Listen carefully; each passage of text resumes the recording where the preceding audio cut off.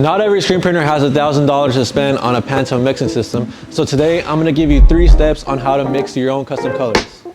Step number 1 is figuring out your basic stock color. What color are you trying to mix? Is it red? Is it yellow? Is it more of a bluish color or a greenish color? Whatever that is, that's the stock color you want to start off with. For us today, we're going to be doing this color here. Quick tip, the brand of ink you use really does matter. For us here at 612, we love using Total Ink Solutions.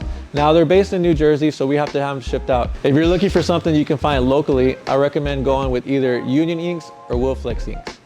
Now it's time to get hands-on, step number 2. So you can see that the color we're gonna be mixing today is more on the lighter side of a blue.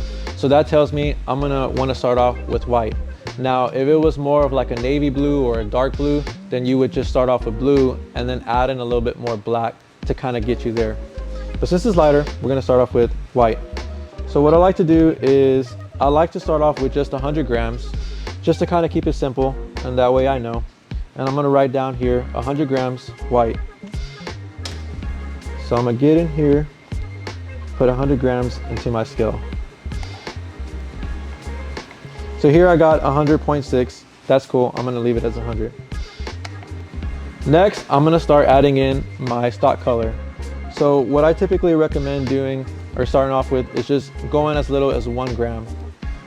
Sometimes this may be a little bit too much for the color that you're trying to do, especially if it's a lighter color, but it's okay. White is pretty forgiving, just add a little bit more white in.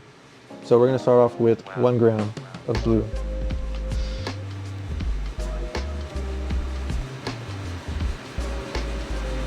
Perfect, 1.1 grams. We're almost pretty close to the color we're trying to mix today. Now, if it was even lighter than this, then in this case, 1 gram would have been way too much.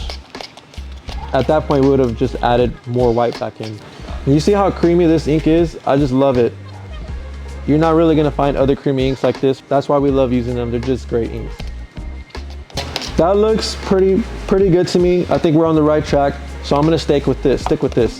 So I'm gonna write down what I use. I will use 1.5 of my blue ink, 1.5 grams.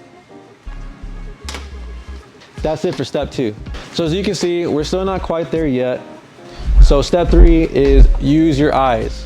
So using your eyes for your own color, what other colors are you seeing in there? Maybe you're seeing a little bit more of like a pastel, more of like a faded look. In this case, what I'm seeing is I'm seeing a little bit of warmth in this color.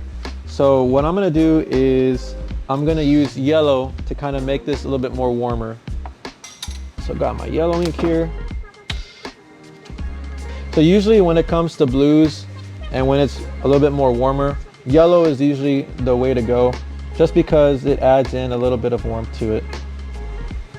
So what I'm gonna do is I'm just gonna mix this again, a little bit at a time. See how much this is right here.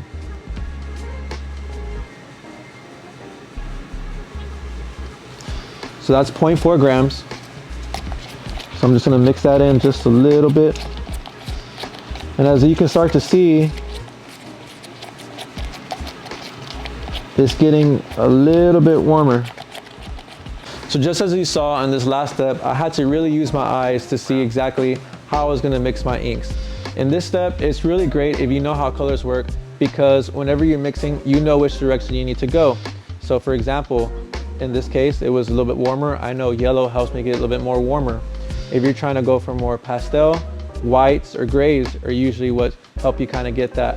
If you're trying to get more darker in a sense, then obviously black would do that. For examples, here I have this gold ink. I know that for this ink, I started off with the yellow, but since it has more of a darkish feel to it or shade, I know that obviously I'm gonna have to use black in this one. But on this one, you have more of like a pine color. This one was more of a green base, but because it has that pine feel, that tells me that blue was gonna need to go in here. And that was the 3 steps to creating your own basic ink colors. Stay tuned for part 2 and 3 of this series. Like, subscribe, peace.